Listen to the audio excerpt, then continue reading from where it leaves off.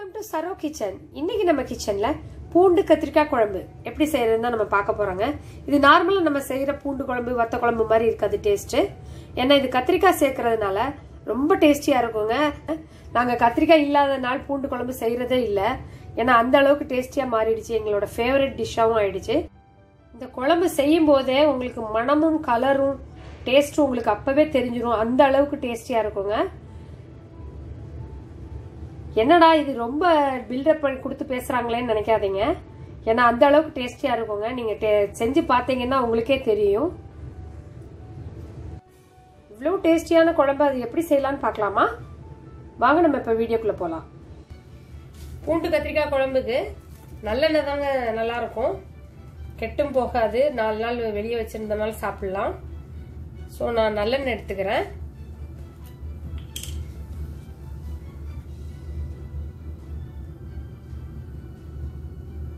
ஒரு 3 table spoon ஊற்றிக்கோங்க, அதான் நல்லா இருக்கும். எண்ணெய் காஞ்சிருச்சு, கடுகு சேர்த்துக்கலாம்.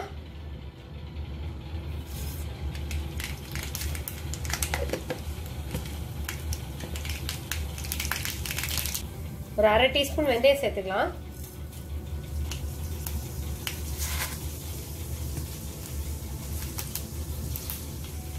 ஒரு 1/2 டீஸ்பூன் ஜீரகம் சேர்த்துக்கலாம். இதுல சின்ன வெங்காயமும் பெரிய வெங்காயமும் சமமா எடுத்து வச்சிருக்கேன், இதை சேர்த்துக்கலாம்.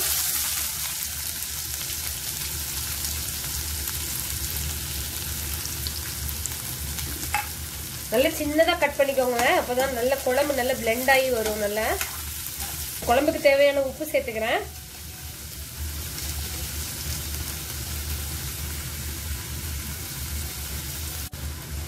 ஒரு சின்ன கட்டி பெருங்காயம் எடுத்து வச்சிருக்கேன், ஒரு துண்டு, இதை சேர்த்துக்கலாம். கொஞ்சம் கருவேப்பிலை சேர்த்துக்கலாம்.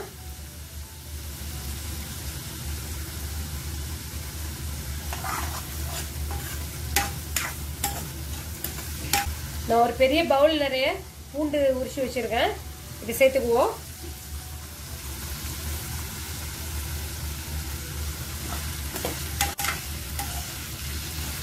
இந்த எண்ணெயிலே நல்லா வதங்கணுங்க. இது வெங்காயத்தோட இந்த பூண்டு நல்லா வதங்கணும். இந்த எண்ணெயிலே ஃப்ரை ஆகும் போதுதான் உங்களுக்கு இந்த டேஸ்ட் நல்லா இருக்கும். குழம்பு நல்லா வதங்கிருச்சு பாருங்க.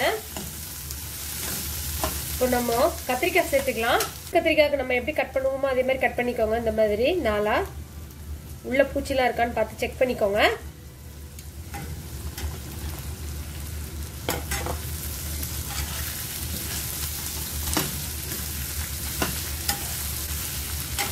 கத்திரிக்காய் பூண்டு வெங்காயம் இதெல்லாம் நல்லா தேர்ந்து நல்லா வதங்கி வரணும். வாரத்தில் இதே மாதிரி 2 நாள் பூண்டு குழம்பு வச்சு சாப்பிட்டு பாருங்க, ரொம்ப நல்லா இருக்கும் உடம்புக்கு. சளியெல்லாம் ரொம்ப பிடிக்காது, வாய்வு தொல்லை நீங்கும், வயிறு பிரச்சனை ஏதாவது இருந்ததுன்னா உடனே சரியாயிடும். பிளட் ப்ரெஷர் இருக்கவங்க எல்லாம் இதை அடிக்கடி நீங்க பூண்டு குழம்பு வச்சு சாப்பிட்டா ரொம்ப நல்லது.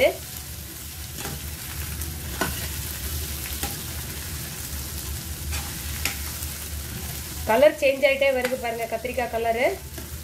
இன்னும் நல்லா வதங்கணுங்க. ஒரு 5 நிமிஷம் மூடி வச்சிருக்கலாம். 5 மினிட்ஸ் ஆயிடுச்சுங்க. ஓபன் பண்ணி பார்க்கலாம்.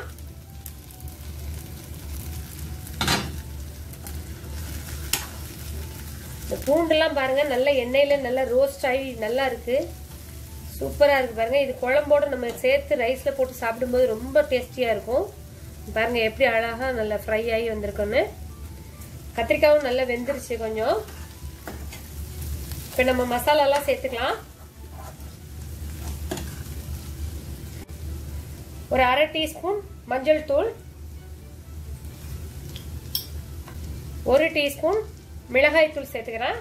இது உங்க காரத்துக்கு எப்ப நீங்க சேர்த்துக்கலாம்.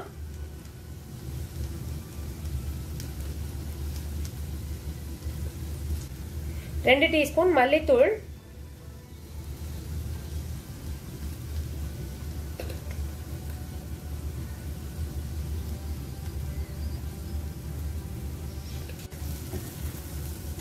இந்த மசாலா ஸ்மெல் போற வரைக்கும் நம்ம நல்லா வதக்கி விடணுங்க.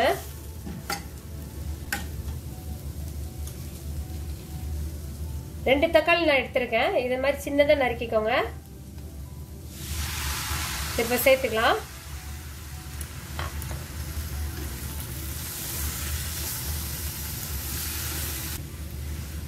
தக்காளி மசாலா எல்லாம் சேர்த்து நல்லா வதங்கி வரணுங்க. இப்போ ஒரு 5 minutes மூடி வச்சுக்கலாம். மூடி வச்சாலும் நீங்க இடையில பார்த்து கிளறி விட்டுக்கணும், இல்லைன்னா அடி பிடிச்சிரும். பெரிய தக்காளி அளவுக்கு புளி கரைச்சி வச்சிருக்கேன், அதை இப்ப சேர்த்துக்கலாம்.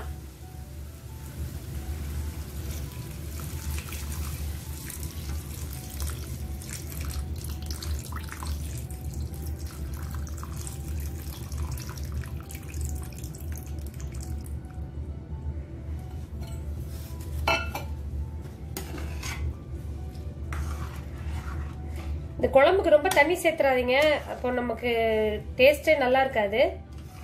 நம்ம பூண்டு குழம்பு கொஞ்சம் கட்டியா இருந்தாதான் நல்லா இருக்கும். புளியோதரை பேஸ்ட் எப்படி இருக்கும் அதே மாதிரி இருக்கணும்.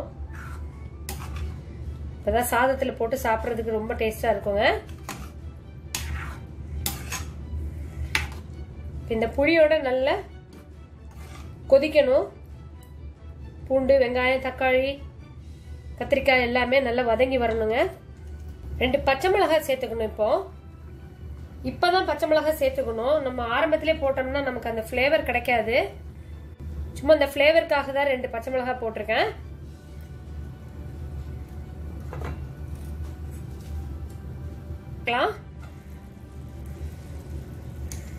சூப்பரா இருக்கு பாருங்க, கலர்ஃபுல்லா நல்ல.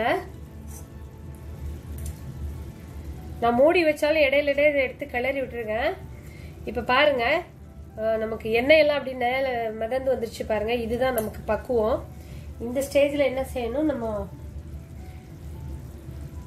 கொஞ்சமா வெல்லம் எடுத்திருக்கேன். நான் இது போட்ட நல்ல டேஸ்டா இருக்கும். இது உங்க ஆப்ஷனல் தான், உங்களுக்கு விருப்பம் இருந்தா சேர்த்துக்கோங்க.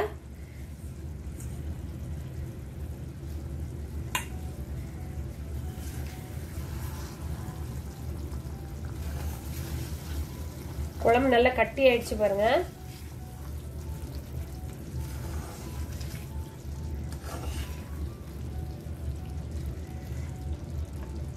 இந்த ஸ்டேஜ்ல கொஞ்சம் கருவேப்பிலை போட்டுக்கலாம், பச்சை கருவேப்பிலை.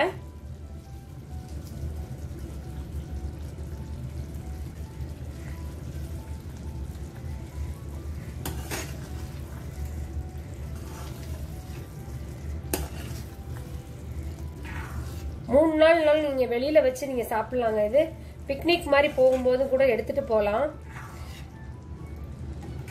சூப்பரா இருக்கும், டேஸ்ட் நல்லா இருக்குங்க. இதுக்கு எந்த சைட் டிஷ்ஷும் தேவையில்லை. அப்பளம் வடகம் வத்தல் கூழ் வத்தல் இந்த மாதிரி எதா இருந்தாலும் நமக்கு சூட் ஆகும் இந்த குழம்புக்கு. இந்த மாதிரி நீங்க சாப்பிட்டு பாருங்க. அதுக்கப்புறம் இது மேல அடிக்கடி இதே தான் செய்ய சொல்லுவாங்க. நம்மளோட பூண்டு கத்திரிக்காய் குழம்பு சூப்பரா ரெடி ஆயிடுச்சு பாருங்க.